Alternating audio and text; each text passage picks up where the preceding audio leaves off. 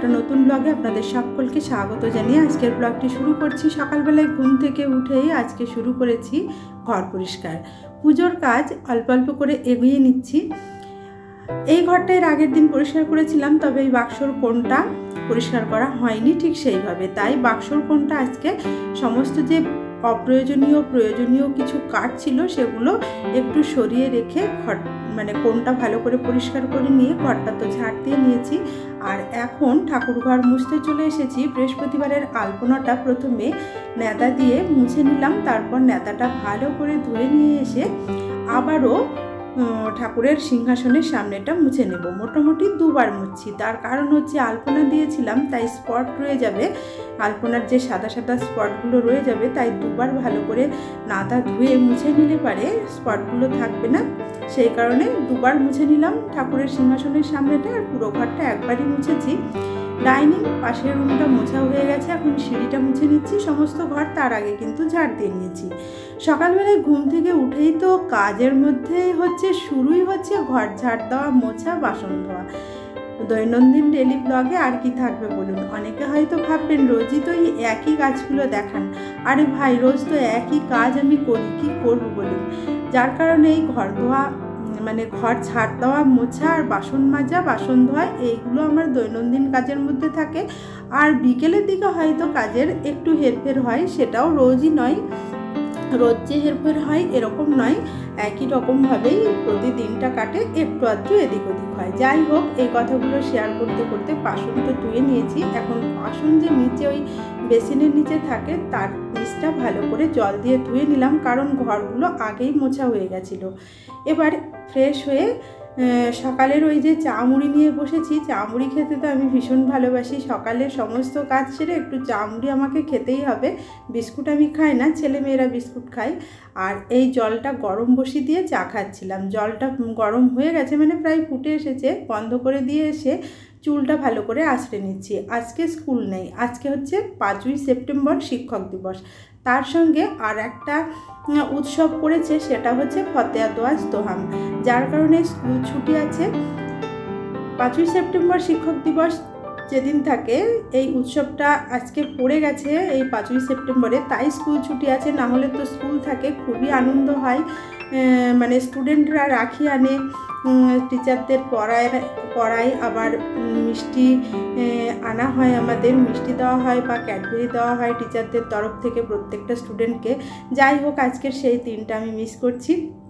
পরে হয়তো অনুষ্ঠানটা হবে। যাই হোক, এখন যেহেতু ছুটি পেয়েছি, ঘরের কাজ গুছিয়ে নিচ্ছি। গরম জল করেছিলাম, সেটা নিয়ে এসে এই গামলার মধ্যে বেশ কিছু জামা কাপড় ভিজিয়ে দেবো।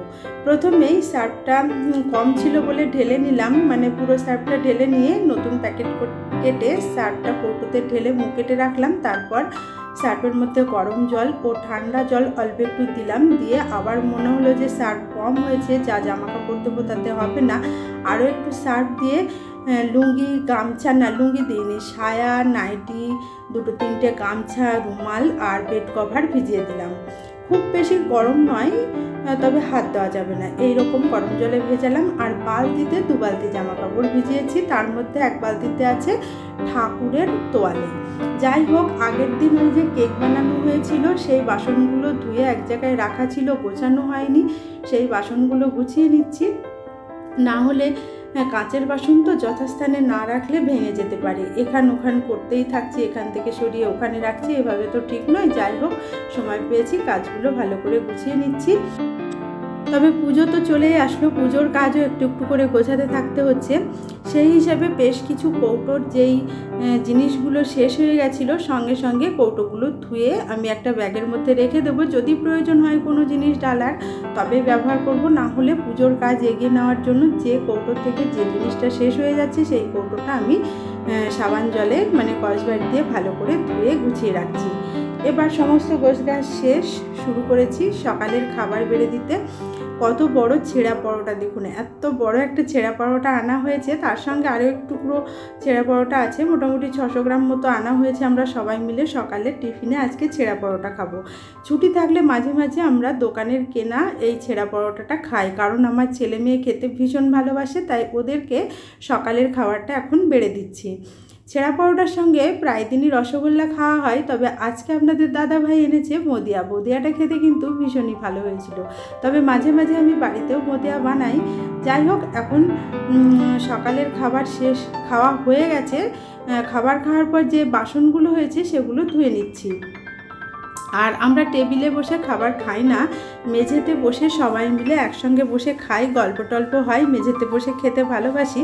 মেঝেতে বসেই খাবারটা আমরা খেয়েছিলাম। 3 বেলার খাবারই আমরা এখনও পর্যন্ত মেঝেতে বসেই খাই। এই গল্পটা করতে করতে দেখুন আমার সকালকার বাসনগুলো ধোয়া হয়ে গেছে, আর দুপুরের জন্য ভাত বসিয়ে দিয়েছি। আর এই ব্যাগের মধ্যে আছে মাছগুলো এখন ধুয়ে নেব। আনা হয়েছে মাঝারি সাইজের ইলিশ মাছ। বাজারে আজকে এই সাইজের ইলিশ মাছ উঠেছিল, আপনাদের দাদাভাই সেটা এনেছে। ধুয়ে লবণ হলুদ মাখিয়ে নিচ্ছি, রান্না করে নেব। মাছ ধুয়ে চলে এসেছি সবজি কাটতে। যাই হোক, সবজি কাটতে কাটতে একটা কথা শেয়ার করি। আমার এই ব্লগ ভিডিওগুলো কেমন লাগছে অবশ্যই কমেন্ট করে জানাবেন। আর ভালো লাগলে অবশ্যই আমার চ্যানেলটা সাবস্ক্রাইব করে আমাকে সাপোর্ট করার অনুরোধ জানালাম।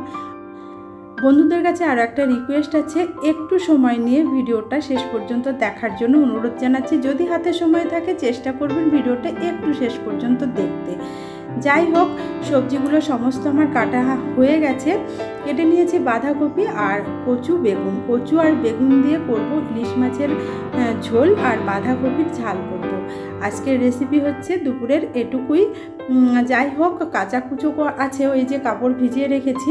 মাছটা রান্না করে ইচ্ছা আছে বাঁধাকপিটা ভাপাতে দিয়ে বেশ কিছু জামা কাপড় কেচে নেব। এখন মাছের আলু আর কচুটা কষিয়ে নিয়ে তার মধ্যে জিরে, সর্ষে আর কাঁচা লঙ্কা বাটা দিয়ে মশলা কষিয়ে জল ঢেলে দিলাম।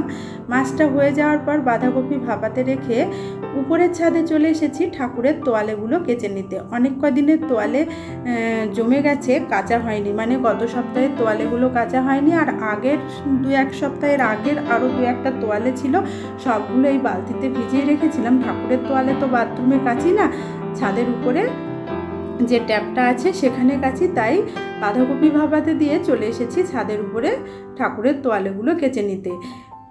মাছ রান্না করতে করতে যেহেতু এসেছি, তোয়ালেগুলো কাঁচা হলো ঠিকই, পরে স্নান সেরে নিয়ে আরও একবার জল ধোয়া করে নেব। এখানেই এখন আপাতত ঝোলানো থাকবে। স্নান সেরে জল ধোয়া করে তারপর তোয়ালেগুলো মেলে দেব।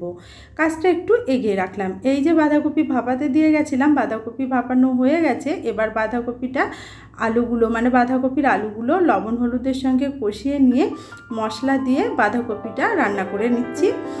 যাই হোক, রান্না করতে করতে বলি, পুজো তো সামনে চলেই আসলো। দুর্গাপুজো মানে আমাদের বাঙালির ইমোশান, ভীষণ আনন্দের একটা ব্যাপার। পুজো আসছে এটাতেই কিন্তু আনন্দ আমাদের সবচাইতে বেশি।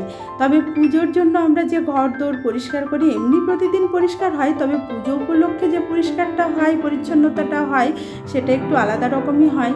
তখন একটু স্পেশালভাবে সব কিছু করা হয়, যার কারণে অল্প অল্প করে কিন্তু দৈনন্দিন কাজকর্মের সঙ্গে আমি পুজোর কাজগুলো একটু একটু করে এগিয়ে নিচ্ছি। আপনারা কারা কিভাবে পুজোর কাজ এগিয়ে নিচ্ছেন বা পুজোর কাজগুলো করছেন একটু কমেন্ট করে জানাবেন। রান্নাবান্না শেষ করে রান্নাঘর পরিষ্কার করে চলে এসেছি কাপড় কাচতে। আর এই যে ম্যাটটা দেখছেন, ম্যাটের উপরে কাপড়টা কেচে নিচ্ছি, তাহলে ম্যাটটা আর আলাদা করে সেইভাবে রোগড়ে কাচতে হবে না।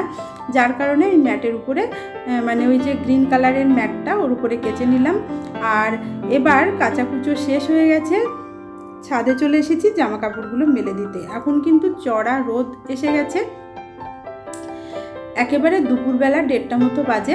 জামা কাপড় মেলতে ভীষণই অসুবিধা হচ্ছে, যেন চোখে তাকানো যাচ্ছে না। কিন্তু জামা কাপড়গুলো মেললে যেহেতু খুব ভালো রোদ হচ্ছে, একটুখানির মধ্যেই শুকিয়ে যাবে। আজকে শুক্রবার 5ই সেপ্টেম্বর। 5ই সেপ্টেম্বরে শিক্ষক দিবস পালিত হয়। ডক্টর সর্বপল্লী রাধাকৃষ্ণনের জন্ম তারিখ হিসাবেই আমরা তাকে সম্মান জানাতে শিক্ষক দিবস পালন করি। তবে শিক্ষাক্ষেত্রে নতুন দিশা দিয়েছিলেন ডক্টর সর্বপল্লী রাধাকৃষ্ণন। শিক্ষার আলো চারিদিকে ছড়িয়ে দিতে তিনি যে এত অগ্রণী ভূমিকা পালন করেছিলেন, তাই তার জন্মদিনটিকেই শিক্ষক দিবস হিসাবে পালন করা হয়, তাকে সম্মান জানাতে, তাকে শ্রদ্ধা জানাতে। আজকের এই 5ই সেপ্টেম্বর দিনটি আমাদের কাছে শুধু শিক্ষক দিবস এইরকম নয়, আজকের দিনটি অতীব মূল্যবান একটা দিন। তাকে সম্মান জানানোর জন্য শুধু একটা দিন কিন্তু যথেষ্ট নয়, এটাই আমি মনে করি।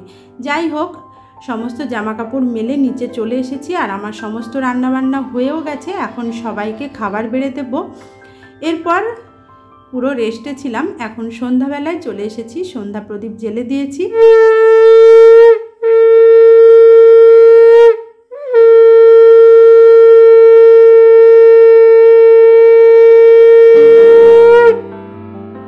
আজকের ব্লগটি কেমন লাগলো অবশ্যই কমেন্ট করে জানাবেন। ভালো লাগলে চ্যানেলটি সাবস্ক্রাইব করে সাপোর্ট করার অনুরোধ জানালাম।